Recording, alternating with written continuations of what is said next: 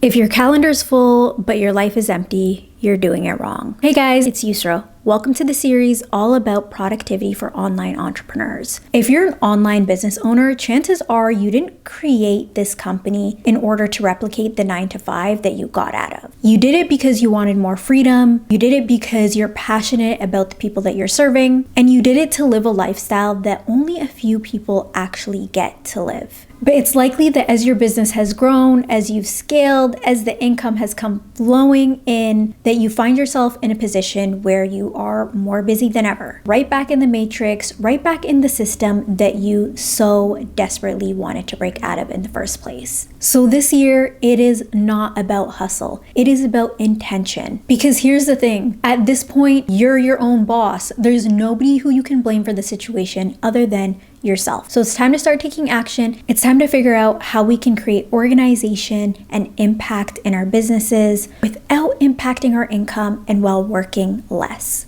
I want to frame this whole conversation that we're about to have with the 80-20 rule or Pareto's principle. I'm sure so many of you have heard of it, but remember, knowing a concept is one thing, applying it is something completely different. Pareto's principle is a theory that speculates that 80% of an outcome usually comes from 20% of the inputs, 20% of the actions that you take.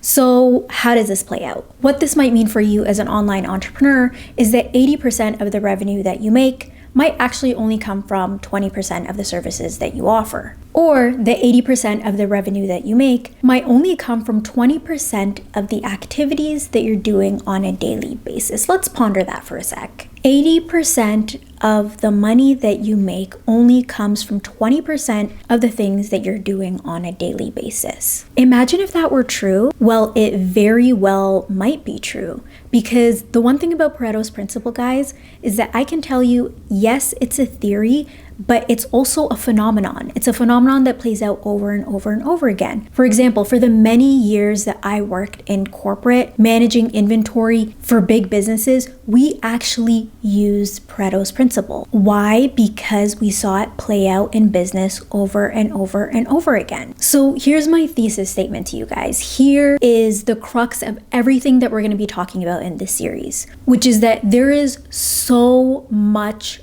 opportunity to scale back on the day-to-day work that you're doing. And how do you do that?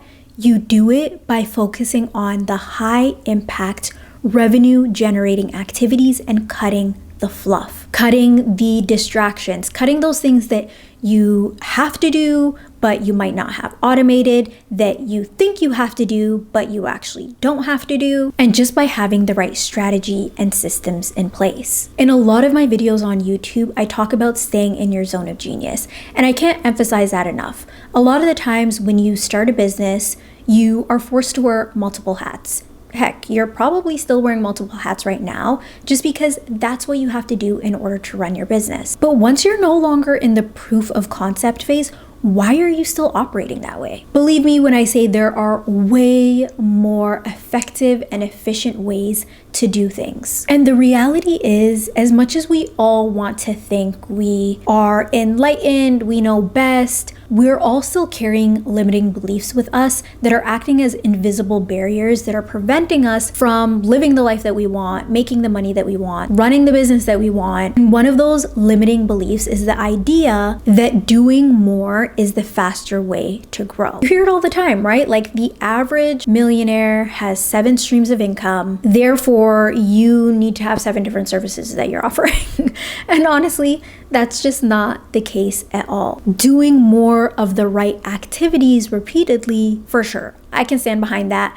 I would agree with you if you say that to me. When you're scattered, when things are everywhere, when you're not in your zone of genius, when you're doing all the things all the time, it's actually a recipe for getting stuck because you're just being held down by the weight of having to do all the things that you have to do in your business. So let's talk about some of the ways that you can really rewrite this and how you can think about productivity as an online business owner. To me, this all starts with creating your strategy first and focusing on tactics way later. And I talk about this all the time about how people have no idea what strategy actually is. People think that strategy is just the tasks that they do on a daily basis, and that's not what it is. Here's the reason why strategy is so important when it comes to freeing up your time and getting more productive. It's because having a strategy forces you to decide why you're doing. So before you just go and do, right? That's the mode that we're all in. We're just doing every single day, which is amazing. Don't get me wrong. The importance of understanding why you're doing helps you work towards the bigger picture here. Because like we said, the bigger picture is not just making more money. The bigger picture is about getting the outcome that we want. If you're watching this video, again, it is probably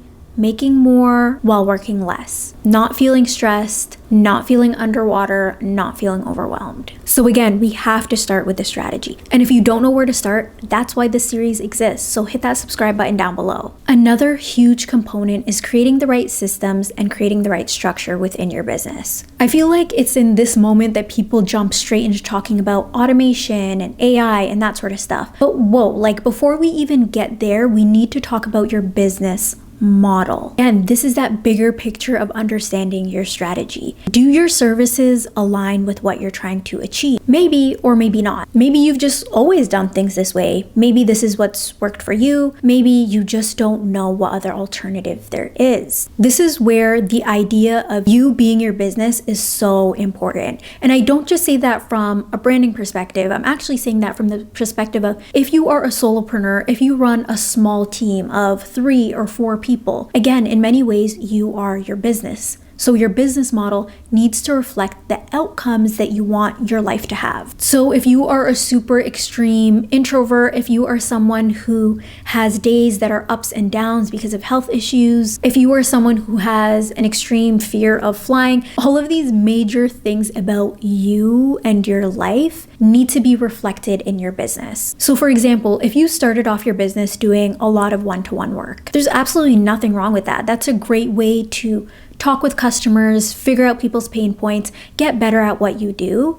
But if you're an extreme introvert who, at the end of the day, you feel completely depleted by doing that, then why are you continuing to do that? There's so many other ways that you can have an impact and make money without having to completely exhaust yourself. But again, how often do people really sit down and have the time to assess their business model, their structure, what systems best support their team? Nobody really has the time to go and focus on these things. But as a business owner, these are the things that you should be focusing on, right? If you're really operating like a CEO, these are the tasks that should be prioritized. And what I found is that they're often not for one of 2 reasons.